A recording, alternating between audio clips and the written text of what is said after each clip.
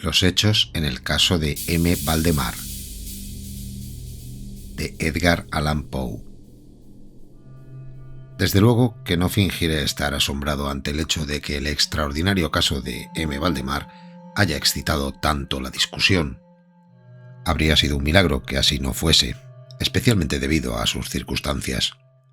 A causa del deseo de todos los interesados de ocultar el asunto del público, al menos por ahora, o hasta que tuviéramos nuevas oportunidades de investigación a través de nuestros esfuerzos al efecto, una relación incompleta o exagerada se ha abierto camino entre la gente y se ha convertido en fuente de muchas interpretaciones falsas y desagradables y, naturalmente, de un gran escepticismo.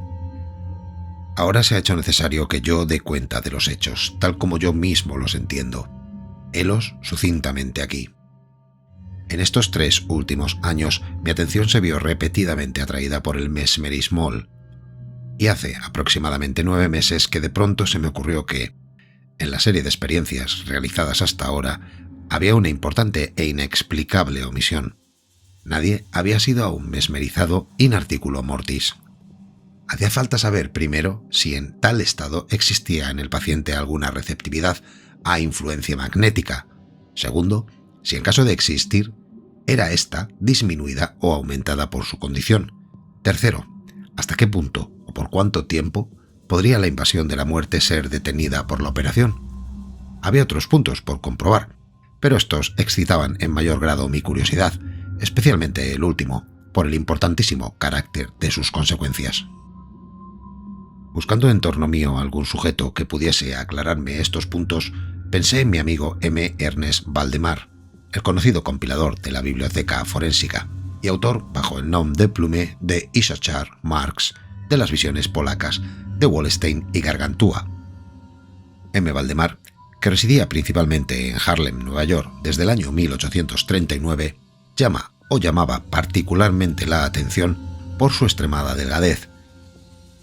Sus extremidades inferiores se asemejaban mucho a las de John Randolph, y también por la blancura de sus patillas que contrastaban violentamente con la negrura de su cabello, el cual era generalmente confundido con una peluca.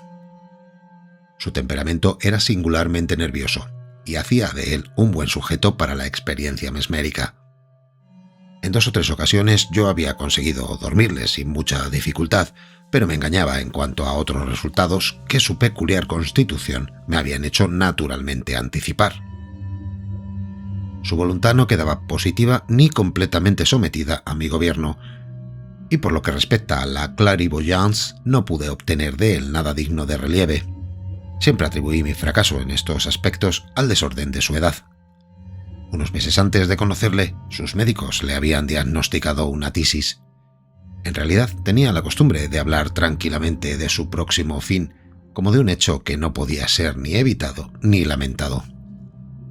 Cuando se me ocurrieron por primera vez las ideas a que he aludido, es natural que pensase en M. Valdemar. Conocía demasiado bien su sólida filosofía para temer algún escrúpulo por su parte, y él carecía de parientes en América que pudieran oponerse. Le hablé francamente del asunto y, con gran sorpresa por mi parte, su interés pareció vivamente excitado. Digo con sorpresa por mi parte porque, aunque siempre se había prestado amablemente a mis experiencias, nunca me había dado con anterioridad la menor señal de simpatía hacia ellas.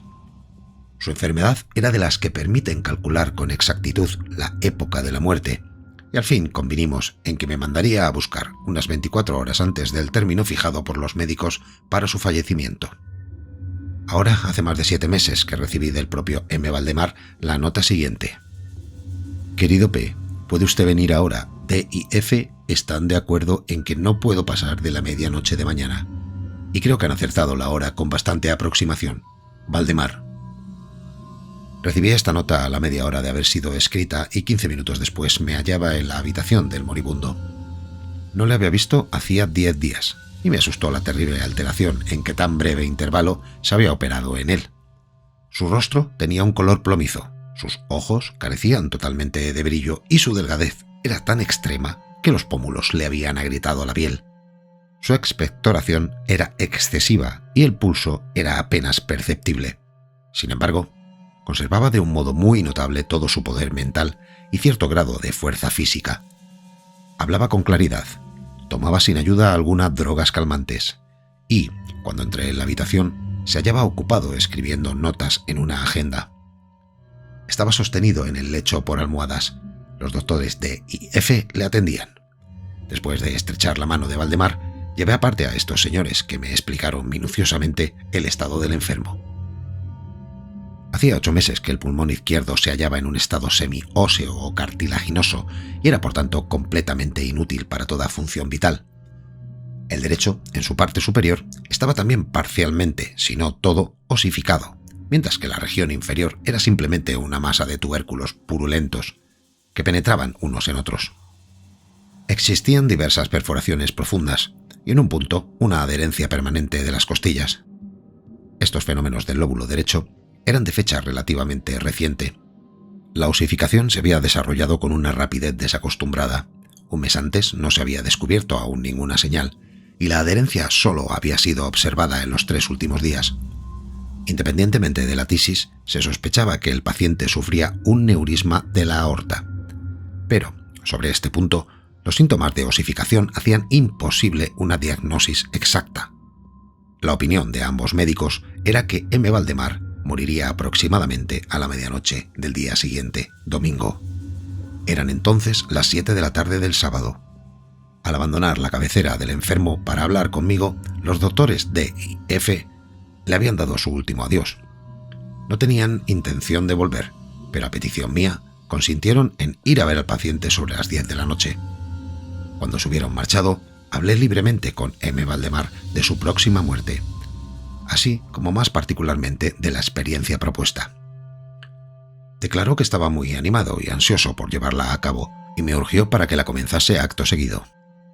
Un enfermero y una enfermera le atendían, pero yo me sentía con libertad para comenzar un experimento de tal carácter sin otros testigos más dignos de confianza que aquella gente, en caso de un posible accidente súbito. Un enfermero y una enfermera le atendían, pero yo me sentía con libertad para comenzar un experimento de tal carácter sin otros testigos más dignos de confianza que aquella gente, en caso de un posible accidente súbito.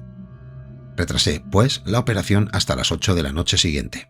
Pero la llegada de un estudiante de medicina con el que me unía cierta amistad, Mr. Theodore L., me hizo desechar esta preocupación.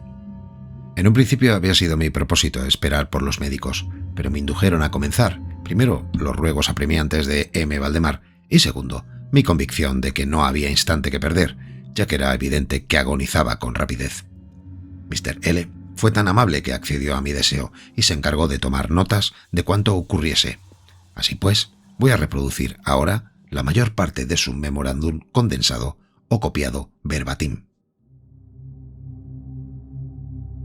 Eran aproximadamente las 8 menos 5 cuando, tomando la mano del paciente, le rogué que confirmase a Mr. L., tan claro como pudiera, como él, M. Valdemar, estaba enteramente dispuesto a que se realizara con él una experiencia mesmérica en tales condiciones. Él replicó, débil pero muy claramente: «Sí, deseo ser mesmerizado», añadiendo inmediatamente: «Temo que lo haya usted retrasado demasiado». Mientras hablaba, comencé los pases que ya había reconocido como los más efectivos para adormecerle. Evidentemente, sintió el influjo del primer movimiento lateral de mi mano a través de su frente, pero por más que desplegaba todo mi poder, no se produjo ningún otro efecto más perceptible hasta unos minutos después de las 10, cuando los doctores T y F llegaron, de acuerdo con la cita. Les expliqué en pocas palabras lo que me proponía y como ellos no pusieron ninguna objeción diciendo que el paciente estaba ya en la agonía, continué sin vacilar, cambiando sin embargo los pases laterales por pases de arriba y abajo y concentrando mi mirada en el ojo derecho del enfermo. Durante este tiempo su pulso era imperceptible y su respiración estertórea, interrumpida a intervalos de medio minuto. Este estado duró un cuarto de hora sin ningún cambio. Transcurrido este periodo, no obstante, un suspiro muy hondo, aunque natural, se escapó del pecho del moribundo y cesaron los estertores. Es decir, estos no fueron perceptibles. Los intervalos no habían disminuido. Las extremidades del paciente tenían una frialdad de hielo. A las 11 menos 5 noté señales inequívocas de la influencia mesmérica. El vidrioso girar del ojo se había trocado en esa penosa expresión de la mirada hacia adentro que no se ve más que en los casos de sonambulismo y acerca de la cual es imposible equivocarse. Con algunos rápidos pases laterales hice que palpitaran sus párpados, como cuando el sueño nos domina, y con unos cuantos más conseguí cerrarlos del todo.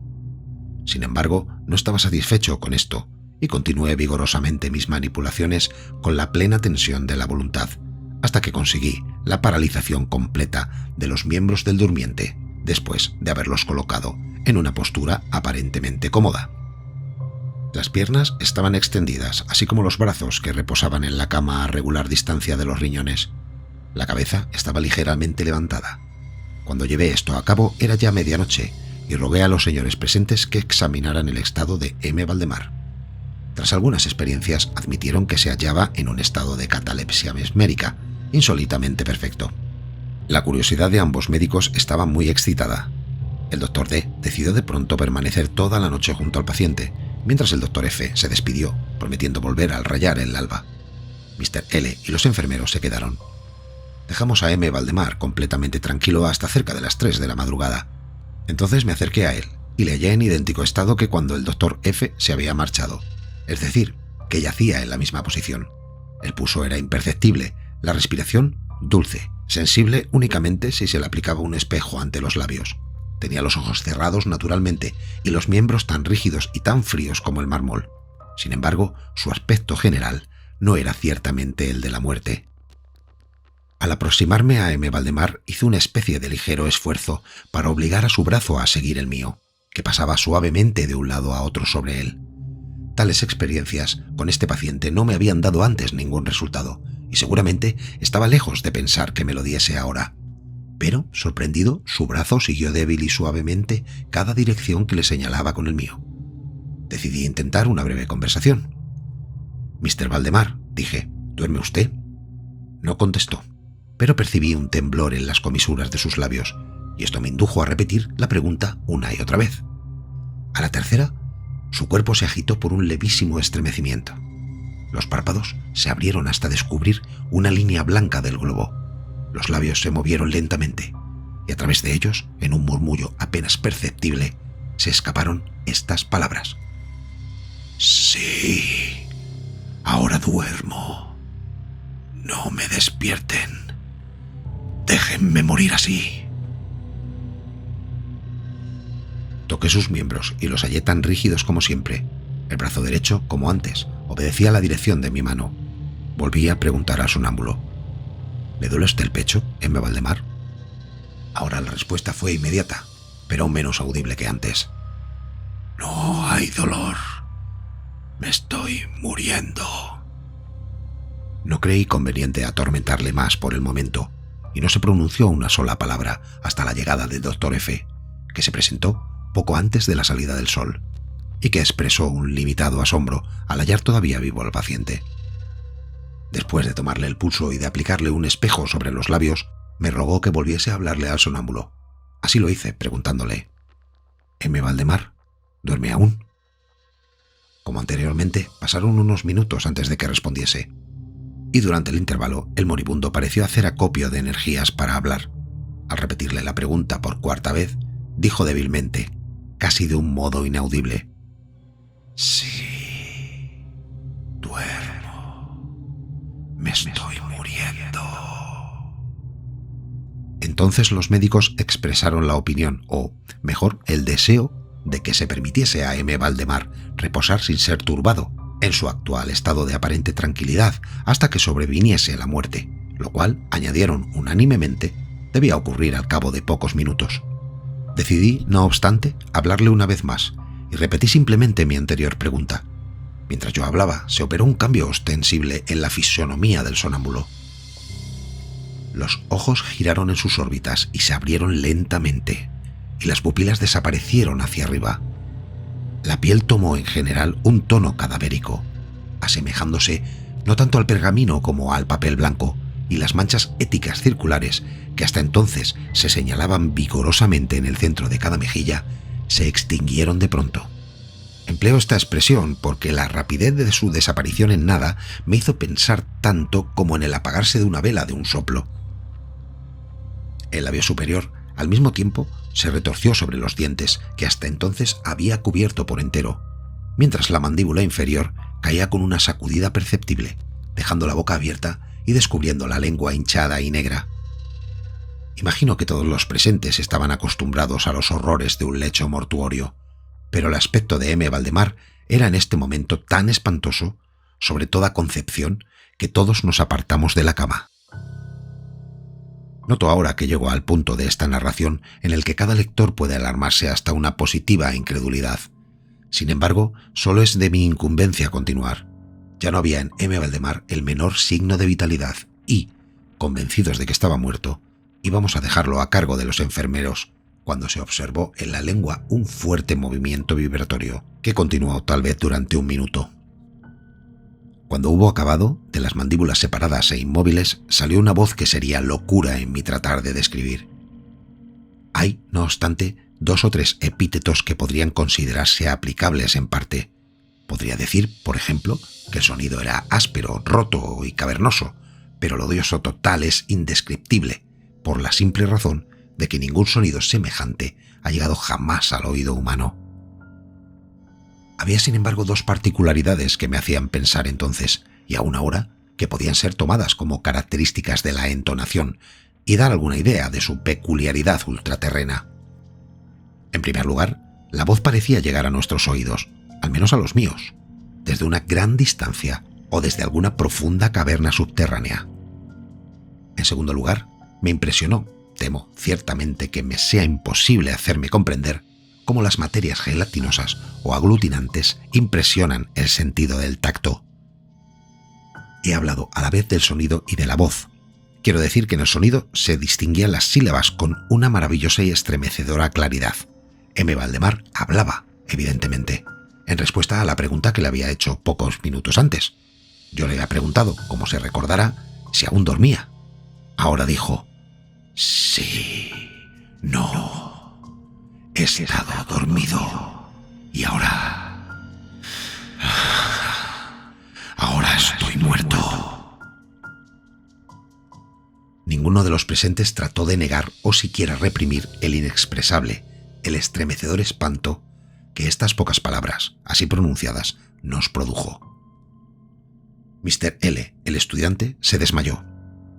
Los enfermeros abandonaron inmediatamente la estancia y fue imposible hacerlos regresar. No pretendo siquiera hacer comprensible al lector mis propias impresiones. Durante cerca de 1 hora nos ocupamos silenciosamente, sin que se pronunciase una sola palabra, en que Mr. L. recobrara el conocimiento. Cuando volvió en sí, volvimos a investigar el estado de M. Valdemar. Permanecía en todos los aspectos tal como lo he descrito últimamente, con la excepción de que el espejo ya no indicaba la menor señal de respiración. Fue vano un intento de sangría en el brazo. Debo decir, asimismo, que este miembro ya no estaba sujeto a mi voluntad. Me esforcé vanamente en hacerle seguir la dirección de mi mano.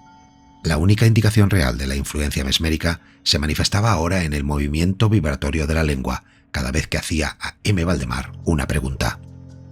Parecía hacer un esfuerzo para responder, pero su voluntad no era bastante duradera. Si cualquier otra persona que no fuese yo le dirigía una pregunta, parecía insensible, aunque yo intentase poner cada miembro de esta persona en relación mesmérica con él. Creo que he relatado ya todo lo necesario para comprender el estado del sonámbulo en este periodo. Conseguimos otros enfermeros y a las 10 abandoné la casa en compañía de los 2 médicos y de Mr. L. Por la tarde volvimos todos a ver al paciente. Su estado continuaba siendo exactamente el mismo. Discutimos acerca de la oportunidad y de la factibilidad de despertarlo, pero estuvimos fácilmente de acuerdo en que ningún buen propósito serviría para lograrlo. Era evidente que, hasta entonces, la muerte, o lo que usualmente se denomina la muerte, había sido detenida por el proceso mesmérico. A todos nos parecía claro que despertar a M. Valdemar sería simplemente asegurar su instantáneo o al menos rápido fallecimiento. Desde este periodo hasta el fin de la última semana, un intervalo de cerca de 7 meses, continuamos yendo diariamente a casa de M. Valdemar, acompañados unas veces u otras por médicos u otros amigos. En todo este tiempo, el sonámbulo permanecía exactamente como lo he descrito por último. La vigilancia de los enfermeros era continua. Fue el último viernes cuando, finalmente, decidimos llevar a cabo el experimento de despertarlo, o al menos de tratar de hacerlo. ¿Y es acaso el deplorable resultado de esta última experiencia lo que ha promovido tantas discusiones en los círculos privados? Tantas que no puedo atribuirlas sino a una injustificada credulidad popular. Con el propósito de liberar a M. Valdemar de su estado mesmérico, empleé los pases acostumbrados. Durante algún tiempo, estos no dieron resultado. La primera señal de que revivía fue un descenso parcial del iris. Se observó, como especialmente interesante, que este descenso de la pupila fue acompañado del abundante flujo de un licor amarillento por debajo de los párpados, de un olor acre y muy desagradable. Me sugirieron entonces que tratase de influir en el brazo del paciente, como anteriormente. Lo intenté, pero sin resultado. Entonces, el Dr. D insinuó el deseo de que le dirigiese una pregunta. Yo lo hice tal como sigue. M. Valdemar, ¿puede usted explicarme cuáles son ahora sus sensaciones o sus deseos? Instantáneamente, los círculos éticos volvieron a las mejillas.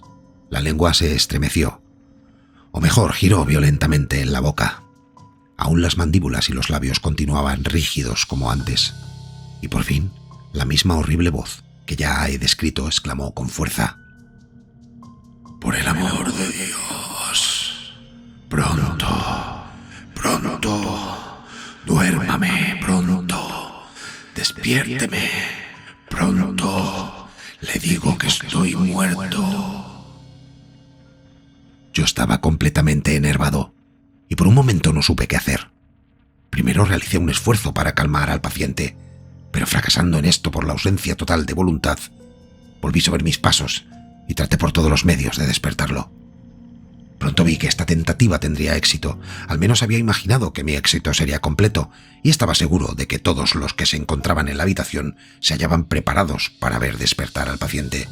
Sin embargo, es imposible que ningún ser humano pudiera estar preparado para lo que realmente ocurrió.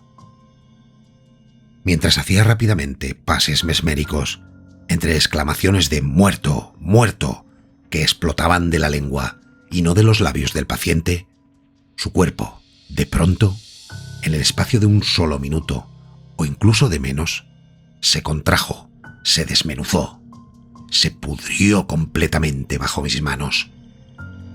Sobre el lecho, ante todos los presentes, yacía una masa casi líquida, de repugnante, de detestable putrefacción.